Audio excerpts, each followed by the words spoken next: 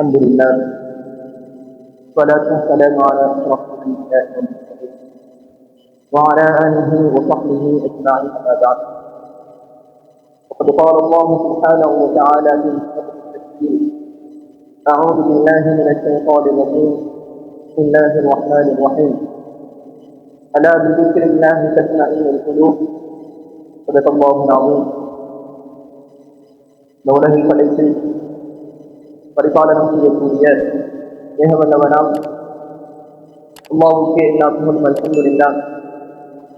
சத்திய தூதர் மார்க்க போதகர் சர்தாரே ஆலம் அன்வர் முஸ்தபா ஸல்லல்லாஹு அலைஹி வஸல்லம் அவர்கள் மீதிலும் இன்னும் அவர்களுடைய வழிகளை பின்தொடர்ந்து நடந்த உத்தம சஹாபாக்கள், தாபீன்கள், சதா தாபீன்கள், நல்லவர்கள் என்பவர்கள் அனைவர்கள் மீதிலும் சாந்தியும் சமாதானமும் உண்டாவதாக. அன்பார்ந்த சகோதரர்களே, அல்லாஹ் சுப்ஹானஹு வ தஆலா எங்கள் சமூகத்துக்கு மத்தியில் பல மக்கள் வாழ்ந்தாலும் அல்லாஹ் யார் மீது அன்பு வைக்கிறானோ, கருணை காட்டுகிறானோ அவர்களுக்கு தான் நெருக்கத்தையும் அல்லாஹ் சுப்ஹானஹு வ தஆலா கொடுக்கிறான். அந்த வகையில் அல்லாஹ்வை பற்றி இன்னும் பெருமானார் ஸல்லல்லாஹு அலைஹி வஸல்லம் அவர்களை பற்றி பேசக்கூடிய கேட்கக்கூடிய வாக்கியத்தை எங்களுக்கு தந்திருக்கிறார். அந்த வகையில் நாங்கள் அல்லாஹ்வுக்கு நன்றி சொல்லக்கூடியவர்களாக இருக்க வேண்டும். அன்பானவர்களே, நாங்கள் இருக்கக்கூடிய இந்த மாதம் கண்ணியமான சிறப்பான சங்கையான மாதத்திலே நாங்கள் இருக்கிறோம். நாங்கள் இந்த துல்ஹஜ்ஜுடைய மாதத்தை அடைந்திருக்கிறோம். இந்த துல்ஹஜ்ஜுடைய மாதத்தில் அல்லாஹ் சுப்ஹானஹு வ தஆலா குர்ஆனிலே சொல்லக்கூடிய நேரத்தில் இந்த கண்ணியமான சங்கையான மாதங்களை அடைந்து ஒரு மனிதன் செய்யக்கூடிய அமலுக்கு கிடைக்கக்கூடிய நன்மை ஏனைய மாதங்களில் கிடைக்காது. ஏனென்று சொன்னால், அல்லாஹ்வினால் கண்ணியமாக்கப்பட்ட சங்கையாக்கப்பட்ட மாதத்தில் நாங்கள் அமல் செய்யக்கூடிய நேரத்தில் அல்லாஹ் சுப்ஹானஹு வ தஆலா ஏராளமான நன்மைகளை அள்ளி தந்து கொண்டே இருக்கிறார். அன்பானவர்களே, நாங்கள் உலகத்தில் வாழக்கூடிய நேரத்தில் அல்லாஹ் சுப்ஹானஹு வ தஆலா ஒவ்வொரு மனிதனுக்கும் உலகத்தில் வாழக்கூடிய நேரத்தில் அந்த மனிதனுடைய வாழ்க்கையில் எந்த அமல்கள் இந்த மனிதன் எடுத்து நடக்க வேண்டும், எதை இந்த மனிதன் செய்யக்கூடாது என்பதை அல்லாஹ் சுப்ஹானஹு வ தஆலா குர்ஆனின் மூலமாகவும் பெருமானார் ஸல்லல்லாஹு அலைஹி வஸல்லம் அவர்கள் ஹதீஸின் ஊடாகவும் எங்களுக்கு தெளிவான முறையில் சொல்லியிருக்கிறார். அன்பானவர்களே, நாங்கள் அல்லாஹ் சுப்ஹானஹு வ தஆலாவை நாளை கியாமத்துடைய நாளில் ஒரு மனிதனை அல்லாஹ் சுப்ஹானஹு வ தஆலா பார்க்க வேண்டும் என்று சொன்னால் அவன் உலகத்தில் வாழக்கூடிய நேரத்தில் அல்லாஹ்வுடைய பொருத்தத்தை பெற்றிருக்க வேண்டும். அவன் வெறுமனே அமல் இபாதத்துக்கள் செய்வதன் மூலமாக கியாமத்துடைய அந்த நாளில் அந்த மனிதன் அல்லாஹ்வுடைய அந்த பொருத்தத்தை பெற்றுக் கொள்ள மாட்டான். வெறுமனே அமல் இபாதத்துக்கள் மாத்திரம் ஒரு மனிதனை சுவனம் சென்றடைய செய்யாது. ஏனென்று சொன்னால், இந்த மனிதன் அவனுடைய உள்ளத்தின் மூலமாக, அவனுடைய கல்வியின் மூலமாக தன்னை படைத்த ரப்பை அவன் விளங்கிக் கொள்ள வேண்டும். உலகத்தில் ஒரு மனிதனால் வாயால் அல்லாஹ், நாவால் அல்லாஹ் என்று சொல்ல முடியும், இன்னும் அவனுடைய நாவின் மூலமாக சுப்ஹானல்லாஹ் என்று சொல்ல முடியும், அல்ஹம்துலில்லாஹ் என்று சொல்ல முடியும். ஆனால் ஒரு மனிதன் அவனுடைய உள்ளத்தினால் சொல்லக்கூடிய அந்த திக்ரை போன்று அவனுடைய நாவினால் மொழியக்கூடிய திக்ர் இருக்கார். அன்பானவர்களே, நாளை கியாமத்துடைய நாளில் ஒரு மனிதன் என்ன செய்கிறான்? உலகத்தில் வாழக்கூடிய நேரத்தில் 5000 வருடங்கள் செய்த அமல்களை அந்த மனிதன் கொண்டு செல்கிறான். அந்த கியாமத்துடைய அந்த நாளையில் ஒரு மனிதன் 5000 வருடங்கள் செய்த அமல் இபாதத்துக்களை கொண்டு செல்கிறான். ஆனால் அவனுடைய 5000 வருடங்கள் செய்த அமல் அவனுக்கு சொர்க்கத்துடைய தகுதியை கொடுக்கிறது. ஏனென்று சொன்னால், அவன் அல்லாஹ்வுடைய பொருத்தத்தை முழுமையாக பெற்றுக் கொள்ளவில்லை. பெருமானார் ஸல்லல்லாஹு அலைஹி வஸல்லம் அவருடைய பொருத்தத்தை அவன் பெற்றுக் கொள்ளவில்லை. உலகத்தில் அமல் இபாதத்துக்கள் மாத்திரம் தான் செய்தான். தன்னை படைத்த ரப்பை அவன் ஒழுங்கான முறையில் விளங்கிக் கொள்ளவில்லை. பெருமானார் ஸல்லல்லாஹு அலைஹி வஸல்லம் அவர்களை அவன் விளங்கிக் கொள்ளவில்லை. வெறுமனே அமல் இபாதத்துக்கள் மாத்திரம். ஒரு மனிதனுடைய வாழ்க்கையில் அல்லாஹ் சுப்ஹானஹு வ தஆலாவுடைய பொருத்தத்தை அவன் பெற்றுக்கொள்ள வேண்டும் என்று சொன்னால், முதலாவதாக அந்த மனிதனுடைய வாழ்க்கையில் அவன் அல்லாஹ்வை உள்ளத்தால் விளங்கிக் கொள்ள வேண்டும். அவனுடைய நாவினால் மொழியக்கூடிய ஒவ்வொரு வார்த்தையும் அல்லாஹ்வுக்காக இருக்கிறது. அவனுடைய வாழ்க்கையில் அவனுடைய நாவினால் மொழியக்கூடிய ஒவ்வொரு வார்த்தையும் அல்லாஹ்வுக்காக இருக்க வேண்டும். இல்லை என்று சொன்னால் அந்த மனிதன் உலகத்தில் செய்த அமல்கள் எந்த விதமான பிரயோசனத்தையும் கொடுக்காது. காணல் நீராக மாறிவிடும்.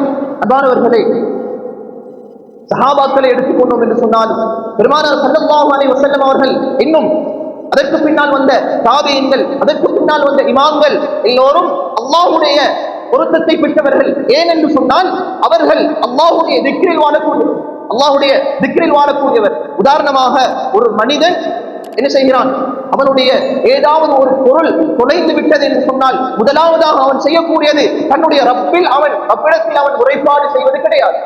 அவன் உலகத்துடைய ஏனைய விடயங்களில் தான் கவனம் செலுத்துகிறான். தன்னை படைத்த ரப்பை அந்த இடத்தில் அவன் மறைக்கிறான்.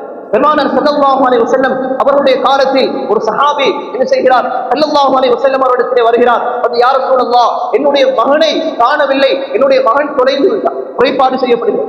ஸல்லல்லாஹு அலைஹி வஸல்லம் அவர்கள் உடனே சொன்னார்கள், மஸ்ஜிதுக்குள் இருந்து லா ஹவ்ல வலா குவத்த இல்லா பில்லாஹ், இந்த திக்ரை செய்யுங்கள் என்பதாக அந்த சஹாபிக்கு ஸல்லல்லாஹு அலைஹி வஸல்லம் அவர்கள் சொன்னார். சொல்லிவிட்டு சொன்னார்கள், உங்களுடைய பிள்ளை 2 நாட்கள் அல்லது 1 நாட்கள் உங்களுடைய பிள்ளை உங்களுடைய வாசலுக்கு வந்து சேருவான் என்பதாக ஸல்லல்லாஹு அலைஹி வஸல்லம் அவர்கள் சொன்னார்கள். அந்த சஹாபி என்ன செய்கிறார், பெருமானார் ஸல்லல்லாஹு அலைஹி வஸல்லம் அவருடைய அந்த வார்த்தைக்கு மதிப்பளிக்கிறார். மஸ்ஜிதுக்குள் திக்ர் செய்யப்படுகிறது. தன்னுடைய மகன் என்ன செய்கிறான், தன்னுடைய வீட்டுடைய கதவை தட்டுகிறான், திறந்து பார்க்கிறார். தன்னுடைய மகனோடு 4000 ஆடுகள், தன்னுடைய மகனோடும் 4000 ஆடுகளும் பின்தொடர்ந்து நிற்கிறது. ஸல்லல்லாஹு அலைஹி வஸல்லம் அவரிடத்திலே தன்னுடைய மகனையும் கூட்டிக் கொண்டு வருகிறார். ஸல்லல்லாஹு அலைஹி வஸல்லம் அவரிடத்திலே சொல்கிறார், யா ரசூலல்லாஹ், என்னுடைய மகன் என்னுடைய வீட்டுக்கு வந்து விட்டார், என்னுடைய மகன் கிடைத்து விட்டார், அவரோடு சேர்ந்து 4000 ஆடுகளும் வந்திருக்கிறது. இப்போது ஸல்லல்லாஹு அலைஹி வஸல்லம் அவர் அந்த மகனிடத்திலே கேட்கிறார். பெருமானார் ஸல்லல்லாஹு அலைஹி வஸல்லம் அவர்கள் கேட்டார்கள், அங்கு என்ன நடந்தது? சொன்னார்கள், என்னை அரபியர்கள் கைது செய்தார்கள், சிறை பிடித்தார்கள், என்னை கொலை செய்வதற்கு முயற்சி செய்தார்கள். ஆனால் அந்த என்னை சிறைப்பிடித்த அந்த காலம் நேரம் சண்டையான கண்ணியமான மாதத்தில் தான் என்னை கைது செய்தார்கள். அன்று வாழ்ந்த அரேபியர்களுடைய ஒரு பண்பு தான், சண்டையான மாதத்தை அடைந்தால் பாவம் செய்ய மாட்டார்கள், கொலை செய்ய மாட்டார்கள், அநியாயம் செய்ய மாட்டார்கள். அதனால் இவருக்கு இன்னும் ஒரு தண்டனை கொடுக்கப்படுகிறது. 4000 ஆடுகளை மேய்க்கக்கூடிய இடையனாக இவனுக்கு ஒரு தண்டனை கொடுக்கப்படுகிறது. இப்ப இந்த இளைஞனை மேய்ப்பதற்காக ஒரு இடையனையும் அவர் என்ன செய்கிறார், அந்த அரேபியர்கள் நியமிக்கிறார்கள். ஏனென்று சொன்னால் இந்த இளைஞன் ஓடி விடுவான் என்பதற்காக, அவனை பாதுகாப்பதற்காக சிலர் நியமிக்கப்படுகிறார்கள். அதில் அவர்கள் என்ன செய்கிறார்கள், இந்த இளைஞனை பாதுகாப்பதற்காக நியமிக்கப்பட்டவர்கள் மது போதையில் மயங்கி கிடக்கிறார்கள். இந்த இளைஞன் என்ன செய்கிறான், ஓடோடி வருகிறான். இவரோடு சேர்ந்து ஆடுகளும் ஓடி வருகிறது. 4000 ஆடுகளும் இவருக்கு பின்னால் ஓடோடி வருகிறது. ஸல்லல்லாஹு அலைஹி வஸல்லம் அவர்கள் சொன்னார்கள், அந்த திக்ருடைய பெருமதி, அதனுடைய சக்தி உங்களுடைய மகனையும் உங்களுடைய மகனுக்கு பின்னால் 4000 ஆடுகளையும் வரவழைத்திருக்கிறது என்பதாக ஸல்லல்லாஹு அலைஹி வஸல்லம் அவர்கள் சொன்னார். அன்பான சகோதரர்களே, ஏன் இந்த இடத்திலே இந்த வரலாற்று நிகழ்வை கூறுகிறேன் என்று சொன்னால், அந்த திக்ருடைய நாங்கள் செய்யக்கூடிய திக்ர் அல்லாஹ்வுக்கு பொருத்தமானதாக இருக்க வேண்டும். எங்களை படைத்த ரப்பை நாங்கள் திக்ரின் மூலமாக அடைந்து கொள்ளும். அமளிபாதத்தின் மூலமாக எந்த மனிதனும் அல்லாஹ்வை அடைய முடியாது. அல்லாஹ்வை அடைய முடியாது. அது தொழுகையாக இருக்கலாம், எதுவாக இருந்தாலும் அது மாத்திரம் செல்லுபடியாகாது. அல்லாஹ்வுடைய பொருத்தத்தை அடைவது அந்த மனிதன் முதலாவதாக தன்னுடைய ரப்பை அவன் அடைந்து கொள்ள வேண்டும், தன்னுடைய ரப்பை விளங்கிக் கொள்ள வேண்டும். எனக்கு உணவளிக்கக்கூடியவன், எனக்கு இந்த உணவு நான் உண்ணுகிறேன் என்று சொன்னால் என்னுடைய ரப்பு எனக்கு உணவளித்து இருக்கிறான் என்பது எங்களுடைய உள்ளத்தில் இருக்க வேண்டும். எனக்கு ஒரு மனிதனின் மூலமாக உதவி கிடைக்கிறது, என்னுடைய ரப்பின் மூலமாக எனக்கு கிடைத்திருக்கிறது. என்னுடைய எந்த தேவை நிறைவேறினாலும் என்னுடைய ரப்பு என் மீது கொண்ட இரக்கத்தின் மூலமாக என்னுடைய ரப்பு எனக்கு இதை பரிசாக தந்திருக்கிறார். உள்ளத்தால் ஏற்றுக்கொள்ள வேண்டும். இந்த ஒரு மனிதனுக்கு உதாரணமாக ஒரு மனிதன் உதவி செய்து விட்டான் என்று சொன்னால் முதலாவதாக அந்த மனிதனைத்தான் அவன் சொல்கிறான். அல்லாஹ்வை போல்வது கிடையாது, தன்னுடைய ரப்பை நினைவு கூறுவது கிடையாது. அன்பான சகோதரர்களே, பெரியார்களே, ஸல்லல்லாஹு அலைஹி வஸல்லம் அவருடைய மகள் பாத்திமா ரலியல்லாஹு அன்ஹா அவர்கள் என்ன செய்கிறார்கள், ஒரு நாள் ஸல்லல்லாஹு அலைஹி வஸல்லம் அவரிடத்திலே வந்து, யா ரசூலல்லாஹ், எனக்கு மாவு அரைத்து என்னுடைய உடல் நோவினை ஏற்படுத்தி இருக்கிறது, எனக்கு கஷ்டமாக இருக்கிறது. ஸல்லல்லாஹு அலைஹி வஸல்லம் அவர்கள் சொன்னார்கள், என்னுடைய அருமையான மகளே, நீங்கள் செய்ய வேண்டியது முதலாவது விடயம் என்ன தெரியுமா? 33 சுப்ஹானல்லாஹ் என்ற திக்ரை ஓதுங்கள். இரண்டாவது அல்ஹம்துலில்லாஹ் என்று சொல்லக்கூடிய திக்ரை 33 தடவைகள் சொல்லுங்கள். மூன்றாவதாக அல்லாஹு அக்பர் என்ற திக்ரை 34 தடவைகள் சொல்லப்படுகிறது. பாத்திமா ரலியல்லாஹு தஆலா அன்ஹா அவர்களுடைய உடல் வலி அனைத்தும் நீக்கப்படுகிறது. ஏனென்று சொன்னால் அந்த திக்ருடைய அல்லாஹ்வை நாங்கள் நம்பினால் உலகத்தில் இதையும் சாதிக்க முடியும்.